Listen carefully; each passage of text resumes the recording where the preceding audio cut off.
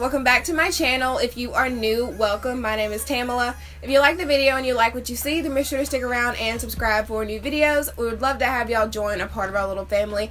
And today we're going to be talking all about bank accounts, how many you should have, why you should have them, and how you should use them. So if y'all are interested, then just keep watching. So I feel like bank accounts are another one of those things that's just really relative to your family and your needs, and I can really only speak on what my family does. So that is what I'm going to speak on and do today, is just kind of tell you guys about our bank accounts and why we use them that way.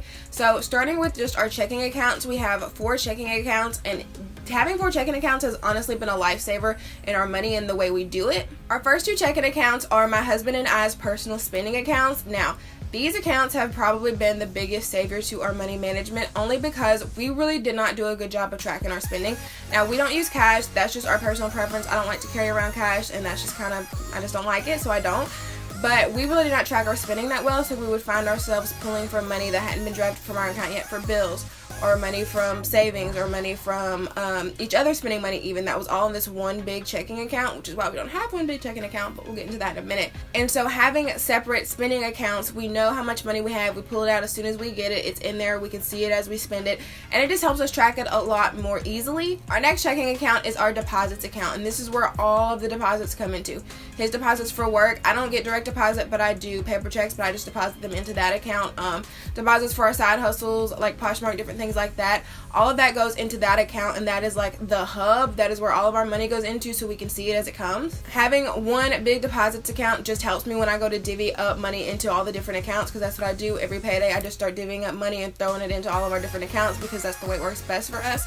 Which brings me to our next checking account. It's our last checking account, and it's our bills account.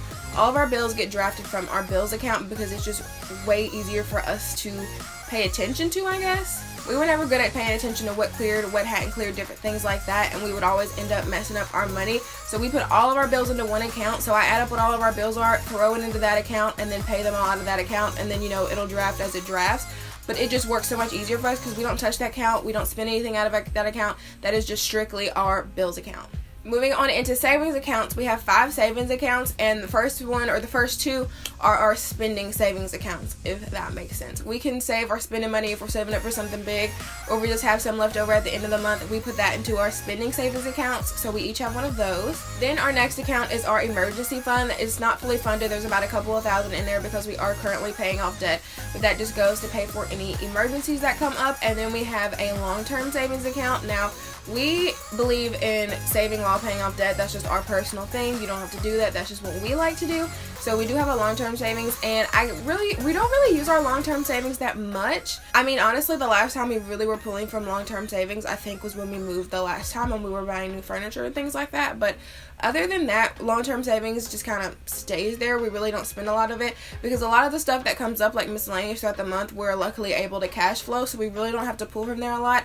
I know the next time we pull from there will be when we move this time in the next few months, and we've been stockpiling cash for the move, so that's what we use our long-term savings for. And our last savings account is our sinking fund account. I really like having our sinking funds in one account. I don't know why, it's just personal preference. It's what I like. And I have a spreadsheet that kind of divvies up what's in everything. So we have things like Christmas, car repair, medical, clothing. I have a YouTube sinking fund, just different things like that. And I just keep it in a spreadsheet so I know what's in each account, because that's just personally what I prefer, and I just like it better that way. So that is it, guys. Those are our 9 bank accounts. Leave me a comment below and let me know how many bank accounts you have, because I feel like that is just like a super interesting question.